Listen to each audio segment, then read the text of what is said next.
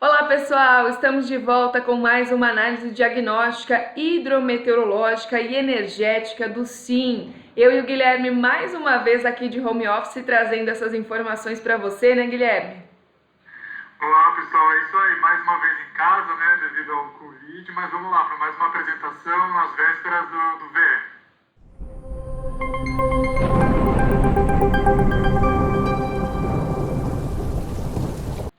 Então, começando a nossa apresentação, vamos começar pela análise das cartas sinóticas ao longo desse comecinho do mês de maio. A expectativa era grande pela chegada de uma frente fria que trouxesse o rompimento do padrão de tempo seco à região sul do Brasil. A gente até começou o mês com uma frente fria que passou pela costa sul e sudeste do Brasil, mas ela ocorreu de forma muito marítima, ela não teve muita influência ainda no continente. Isso porque os ventos lá no alto da atmosfera estavam simplesmente empurrando a frente fria. Mas isso mudou agora por volta do dia 5, no comecinho dessa semana, e finalmente a gente conseguiu ver uma conexão entre a umidade vinda da região norte e uma frente fria que chegou ao sul do Brasil.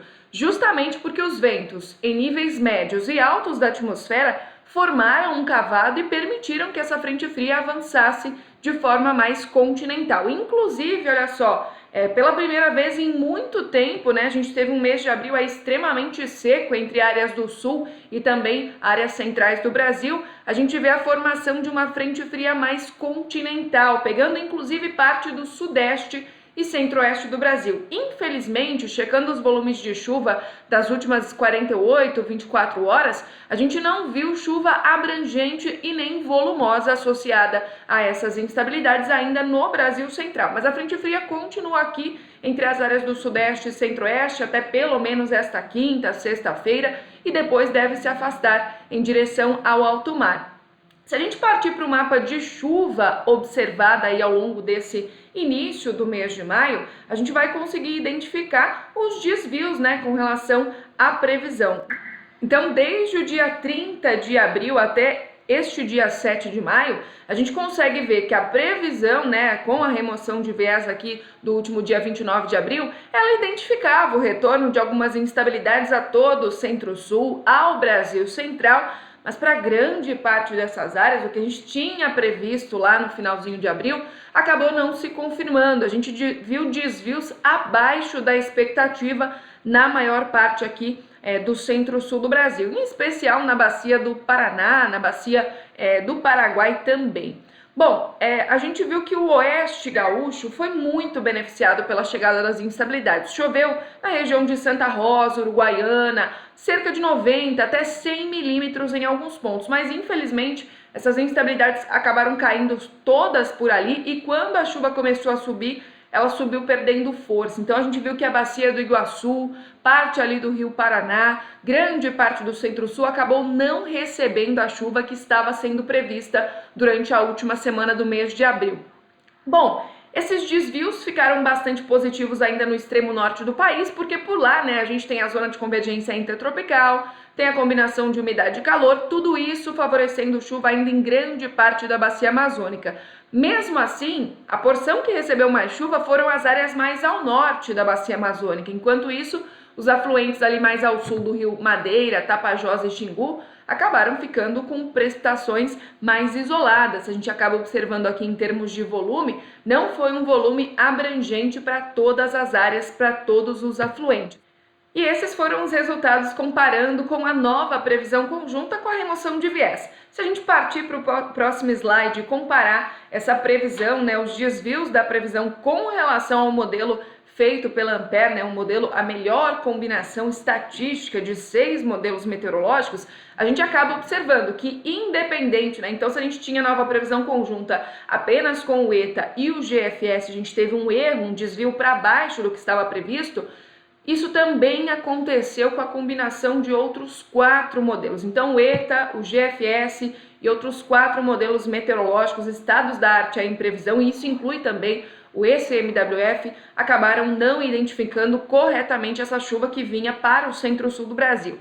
Esse padrão, né, de chuvas que caiu aí mais forte no oeste gaúcho, acabou faltando um pouco dessa chuva que estava prevista aqui para grande parte do centro-sul, ele pode ser devido ainda à velocidade que a gente tem dos jatos lá em altos níveis. Então, apesar dos ventos em níveis médios e altos terem formado um padrão de cavado e estarem favorecendo para que a frente fria seja mais continental, apesar disso, a gente tem o jato ainda lá em cima, ainda bastante com velocidade grande, né? Uma velocidade acima de 100 km por hora. E isso interfere com certeza em superfície, empurrando mais rápido a frente fria para cima. Então, a frente fria passou, teve suporte de umidade da Amazônia, mas não conseguiu ficar muito, não conseguiu ser um pouco mais estacionária para as áreas do centro-sul do Brasil, justamente por conta do padrão do vento no alto da atmosfera. Para as áreas mais ao norte do Brasil, a gente vê que a combinação desses 6 modelos pegou melhor em termos de chuva, né? Então, se no outro mapa a gente viu que choveu acima do que estava previsto,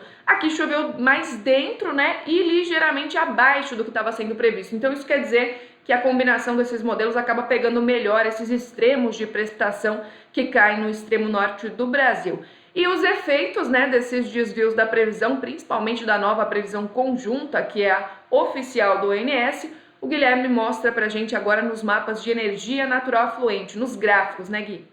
É isso aí, Elô.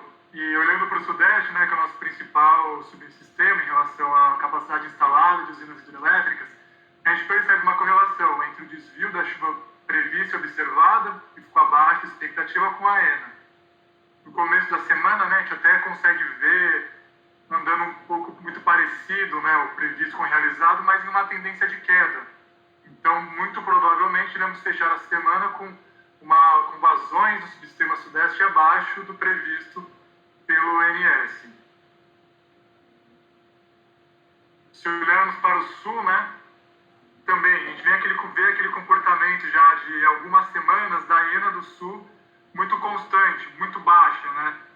Próximo ali dos seus 1.000 megawatts médios, um pouco mais baixo que isso, mas andando muito de lado, basicamente numa taxa basal aí de vazões. O que aconteceu com essa chuva, né, observada ali, subiu um pouco, essa ENA do Sul está com uma tendência de subida, mas que não deve ser assim tão grande, né? Então ela está um pouco mais elevada ali do que previsto pelo ONS na última semana, mas isso não deve se sustentar por muitos mais dias, né? Pelo menos não com base na chuva observada até o momento. Gui, a gente precisa ressaltar que a condição da região sul do Brasil é muito ruim, né? Muito atípica. A gente tem visto o ONS mostrando nas reuniões que esse cenário de energia natural afluente não era observado, né, nos últimos 90 anos em algumas áreas. Acho que é o segundo pior registro da bacia do Iguaçu e, no geral, é o pior para todas as bacias do sul em geral. Então, a chuva que caiu, né, o tempo de resposta que a gente vai ter, a gente precisa de chuvas mais frequentes para esse cenário começar a mudar, né? Sim, o subsistema sul está numa condição crítica, né, como você muito bem levantou. Isso vem de alguns meses, né? Desde dezembro, se não me engano, nós temos episódios muito significativos de chuva na região. E, em consequência, né, do comportamento, das propriedades físicas da bacia, ela precisa de chuvas mais frequentes para conseguir manter uma vazão elevada, porque por mais que nós tenhamos, né, nos próximos dias alguns eventos de chuva mais fortes, caso eles não sejam persistentes, a tendência da vazão desse subsistema é cair muito rápido também, caso volte a subir, né? Então, para a reversão desse quadro, nós precisamos agora, né, nessa entrada de período seco, que é seco para os demais subsistemas, mas para o sul não é necessariamente seco, que essas chuvas voltem a atuar de maneira mais frequente. E agora, por outro lado, nós temos o subsistema Nordeste, que nos últimos anos veio, né, mostrando um desempenho muito abaixo da média, período crítico, e agora, nesse ano, conseguiu reverter isso, com passagens de chuvas muito boas, frequentes e volumosas na região, que conseguiram, além de, né, repressionar o reservatório, em conjunto, lógico, com a política operativa da bacia, conseguiu, de fato, trazer vazões elevadas, que mesmo no período seco, aparentemente devem se manter ali num patamar razoável, bem melhor do que nos últimos períodos secos, né, que nós tivemos na região. Gui, só ressaltando o motivo, né, desse contraste entre chuvas mais expressivas, volumosas e frequentes no Nordeste e a seca toda, a estiagem que a gente está vivendo no sul, meteorologistas, né, da área têm estudado, têm atribuído esse padrão a principalmente quatro oscilações aí. Uma é a oscilação antártica, que na maior parte dos últimos meses ficou positiva, empurrando as frentes frias rapidamente da região sul do Brasil. Então, as frentes frias que se formavam não conseguiam atuar de forma efetiva no sul e eram rapidamente empurradas lá para as áreas da metade norte do Brasil. Além disso, tivemos também as águas que banham ali a costa nordeste do Brasil mais aquecidas. Então, qualquer frente fria que se formava no sul tinha essa preferência por subir rapidamente e se alimentar dessas águas mais aquecidas. Outro motivo, um pouquinho mais distante, é nas águas do Pacífico Sul. A gente teve em diversos momentos a formação de bloqueios que impediam a chegada das instabilidades ao sul do Brasil e, portanto, na maior parte do tempo mesmo, a chuva ficava na metade norte. E por último, Gui, uma coisa que pode até confundir o pessoal, viu? Porque ao longo dessa semana, a NOAA marcou a porção ali equatorial do Pacífico como sendo um El Niño, mas era um El Niño totalmente fraco, não bem configurado e, além disso, a PDO, que é outro índice aí que avalia as condições de temperatura do Pacífico Norte, está negativa. Então não é uma fase legal para retorno de chuvas ao sul do Brasil. Tudo isso combinado é que acabou gerando esse cenário que a gente viu aí, Gui. Muito bem explicado, Lu. E complementando no Nordeste, né, o que nós observamos nessa semana foi chuvas abaixo do esperado. Não é uma época, né, propícia para chuva na região Nordeste, principalmente ali no São Francisco, e o mapa, né, de observado realmente realizando abaixo do previsto. No entanto, ainda no Nordeste continua realizando acima do projetado pelo ONS. Tá? Então é o que indica, né, que esse período de chuva foi muito bom. A gente mantém vazões significativamente elevadas, né, no Nordeste, mesmo sem o registro de chuva, registro expressivo de chuvas na região. E agora, para finalizar, né, os nossos subsistemas, o Norte. O Norte está com uma vazão muito elevada agora, nesse começo de maio. Nós tivemos, né, registros de muita chuva ali no final de abril e houve uma resposta nas bacias ali do Norte.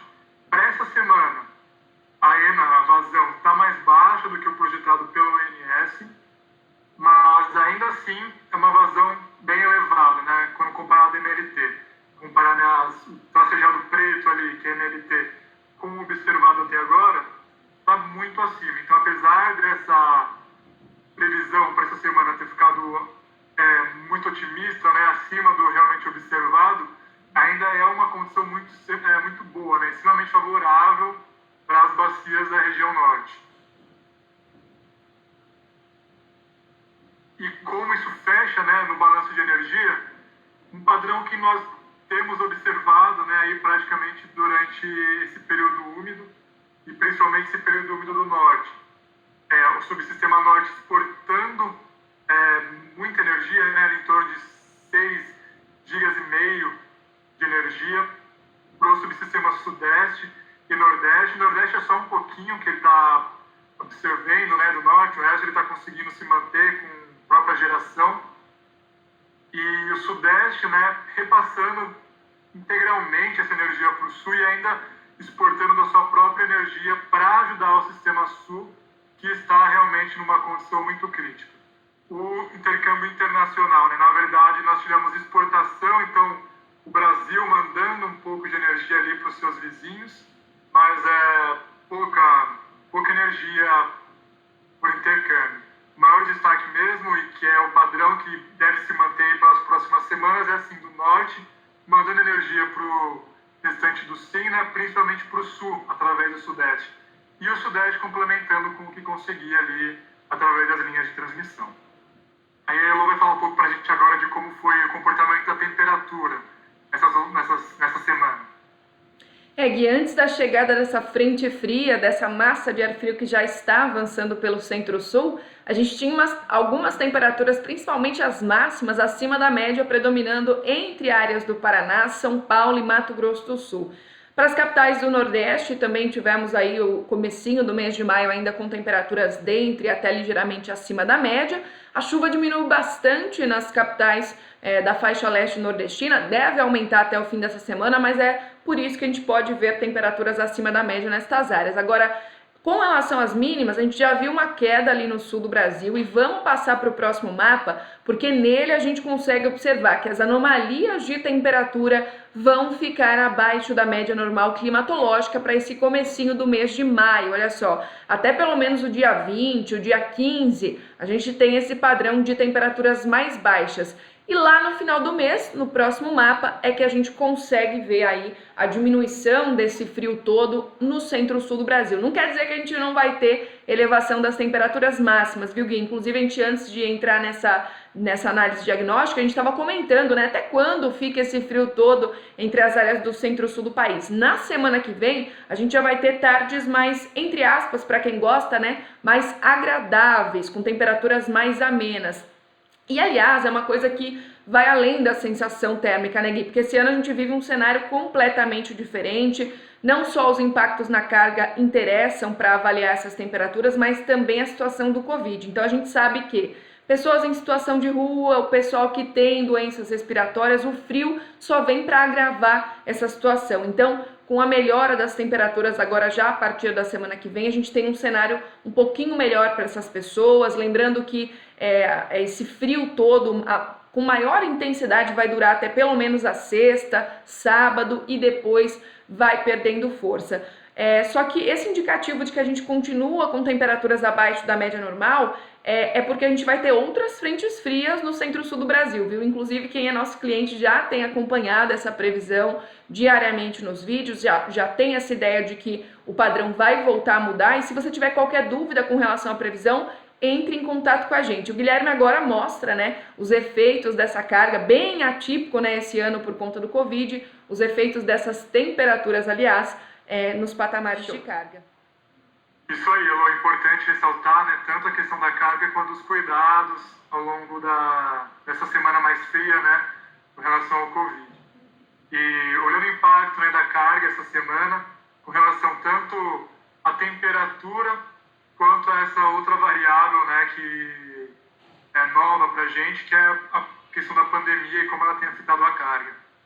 Se a gente focar ali no centro-sul, onde nós tivemos essa queda maior de temperatura, e além, é claro, dos efeitos do Covid, nós temos uma carga mais baixa, tanto para o sudeste quanto para o sul, em relação ao projetado na última semana. Então, ambos ali em torno de 500 megawatts médio abaixo do esperado pelo ONS. Já no centro-norte, digamos assim, tanto nordeste quanto norte, o desvio ficou um pouco menor. Lógico, percentualmente no nordeste pode ser até um pouco mais parecido, mas em torno de 100 mega no desvio para baixo. E o norte um pouco acima, né, em torno de 23 mega. Tanto a carga do norte ficou até tanto estável, né, Lô? Não é nem tão positiva nem tão negativa. Em alguns pontos ali a gente tem uma temperatura um pouco mais baixa, uma temperatura um pouco mais alta, mas nada muito expressivo. O norte também tem a questão dos consumidores livres, que impacta bastante nessa demanda. Então, se é um consumidor religando, voltando à operação, você tem uma resposta mais expressiva a essa carga, tanto para subir quanto para cair. Mas para essa semana de destaque realmente fica para o subsistema sudeste e sul. E agora um outro ponto importante, né, para a operação do sistema, no ponto energético, que é o armazenamento dos reservatórios hidrelétricos das regiões. Para essa semana, o maior destaque mesmo fica para o sudeste, que teve uma evolução de armazenamento pior, digamos assim, mais pessimista em relação ao que o INS projetou na última revisão do PMO. Então, um desvio significativo, né, em torno de 1%, enquanto os demais subsistemas tiveram desvios menores. O sul, aí com uma tendência de ficar muito parecido, né, o projetado com o observado. O norte, um pouco abaixo, né, principalmente em função daquela ENA que a gente mostrou, que está mais baixa do que o esperado. E o Nordeste também um pouco mais alto agora a expectativa, também em questão da ENA mais elevada, né, do que o projetado. Então, o contrário a gente vê no Norte e no Nordeste. No Sim, o resultado acaba sendo de um reservatório mais baixo do que o projetado, porque o Sudeste tem um peso maior no reservatório do sistema, então o Sudeste manda nessa questão. Como o desvio foi muito grande no Sudeste, o desvio acaba sendo grande também no Sim. E acompanhamento das demais variáveis, né? A maior mudança, né, digamos assim, foi na defluência mínima de Xingó, que para a próxima semana foi reduzida, né, de 1.300 para 1.100, sendo que a média, a máxima mensal deve ser mantida, né, em 1.300, não a média, a máxima mensal apenas. Só que no momento, né, muito provavelmente essa mínima não deve ser obedecida, né, o subsistema Nordeste está com armazenamento muito alto e é muito provável que os modelos sejam limitados, né, pela vazão máxima. Também houve alguma variação na política de defluência de algumas usinas do Sul, em função aí do quadro da região, mas também sem muito impacto para o preço dessa semana. E de uma maneira geral, né, um resumo do que nós vimos qual deve ser o impacto dessas variações, né, dos parâmetros dos modelos no preço dessa próxima semana, da revisão 2 aí de maio. Energia natural fluente deve tem uma tendência aí de levar os preços para cima, principalmente por causa do Sudeste, né? O Norte teve uma queda também e o Nordeste uma elevação da ENA, mas no momento a gente vê um descolamento, né, entre sobre o sistema Norte e Nordeste e o Sul e o Sudeste. Norte e Nordeste atualmente no piso, né? E o Sul e o Sudeste um pouco mais elevados. Então, o que vai mandar nesse preço para o Sudeste é mais mesmo a ENA o conjunto, né, ENA Sul-Sudeste. E a ENA do Sudeste manda nesse quesito, né, com essa tendência aí de queda. A carga tem uma tendência de fazer o preço cair, enquanto o armazenamento, né, também de novo, o Sudeste mandando, né, com peso muito maior em relação aos outros subsistemas, fazendo o preço subir. Os outros não teve as mudanças que nós tivemos não foram muito significativas, então a gente coloca ali que é um impacto mais neutro no preço. Então, o resumo, né, a mensagem para essa semana operativa é que para a próxima semana operativa, para a revisão 2, a gente tem um preço mais alto que o da revisão 1, principalmente pela ENA e o armazenamento Sudeste, que devem estar mais baixos aí para a próxima semana.